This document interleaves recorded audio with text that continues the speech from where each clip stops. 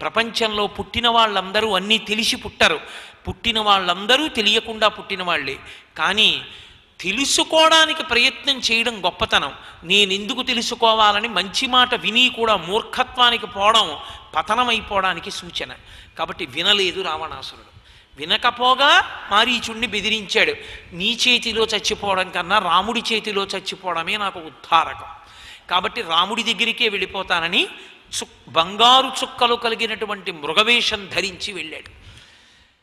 రాముడు చూస్తున్నాడు, సీతమ్మ తల్లి ఎంతో అనురక్తితో చూస్తోంది. ఇంక అయిపోతోంది, ఇంకొక సంవత్సరం ఇంటికి వెళ్ళిపోతారు. ఇంకా ఆవిడ ఎంతో ఆనందంగా ఉంది. అయిపోయింది, 13 ఏళ్ళు అయిపోయి ఇంకొక సంవత్సరం.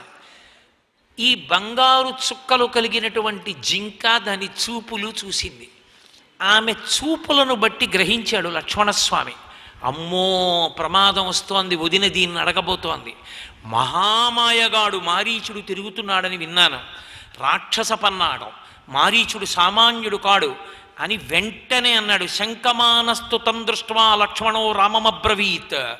అనుమానపడుతూ రాముడితో అన్నాడు, అన్నయ్య ఇక్కడ బంగారు చుక్కల జింక తిరిగేటటువంటి అవకాశం లేదు, ఖచ్చితంగా ఇది మారీచుడే. అన్నయ్య నువ్వు ఆన తీస్తే చంపేస్తాను. వదినమ్మ నా మాట విను, దాని కొరకు వ్యామోహపరకన్నాడు.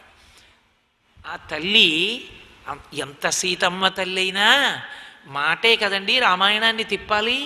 అందుకే పాపం మహాతల్లి ఏడిచింది సుందరకాండలో. నూనం సకాలో మృగరూపధారి మామల్ప భాగ్యాం లులుబే తదాని యత్రార్యపుత్ర విసర్జమూఢ రామానుజం లక్ష్మణ పూర్వజంచ అంది. మృగం నాకు లౌల్యాన్ని కల్పించింది. ఆ మృగం వల్ల రామలక్ష్మణుల్ని విడిచిపెట్టుకుని ఇంత కష్టంలో పడిపోయానండి. ఆ మృగాన్ని చూసి ఆవిడంది, రామ బ్రతికున్న మృగాన్ని తెచ్చినా పర్వాలేదు, చనిపోయిన మృగాన్ని తెచ్చినా పర్వాలేదు. ఎందుకో తెలుసా? సమాప్త వనవాసానాం, మన వనవాసం పూర్తయిపోతాం, మనం ఇంటికి వెళ్ళిపోతాం.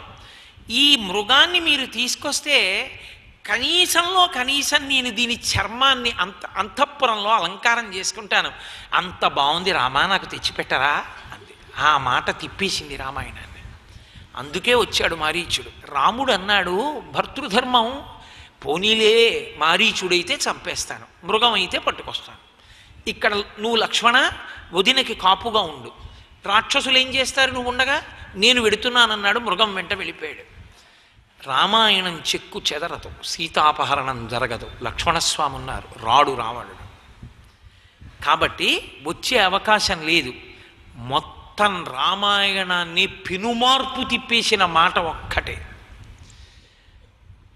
అవతల మారీచుడు బాణం పడి చచ్చిపోయే ముందు హా సీత హా లక్ష్మణ అని రాముడి గొంతు పెట్టి అరిచాడు.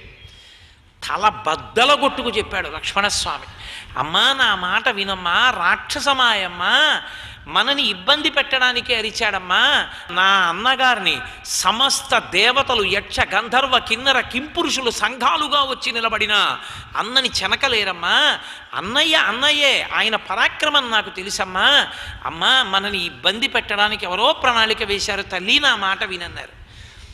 ఆవిడంది, ఒకడు రాజ్యాన్ని తస్కరించాడు భరతుడు, ఇంకొకడు అన్న వెంట ఎందుకు వచ్చాడో నాకు ఇప్పుడు అర్థమవుతోంది. నా మీద ఆశపడి నువ్వు వచ్చావు.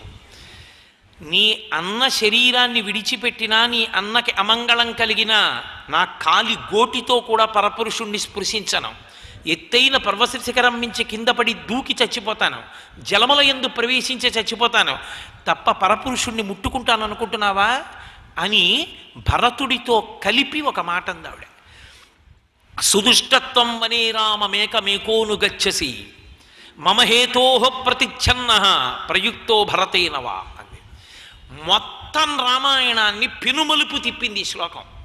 సీతమ్మ నోటి వెంట వచ్చిన మాట. సుదుష్టత్వం వనే రామమేకమేకోను గచ్చసి, చాలా దుష్టమైన బుద్ధితో రామచంద్రమూర్తి ఒక్కడే అరణ్యానికి వస్తున్నప్పుడు వెంట వచ్చావు, అదును కోసం ఎదురు చూస్తున్నావు ఇన్నాళ్ల నుంచి. ఇప్పుడు నీకు అర్థమైంది రాముడు ప్రమాదంలో ఉన్నాడని.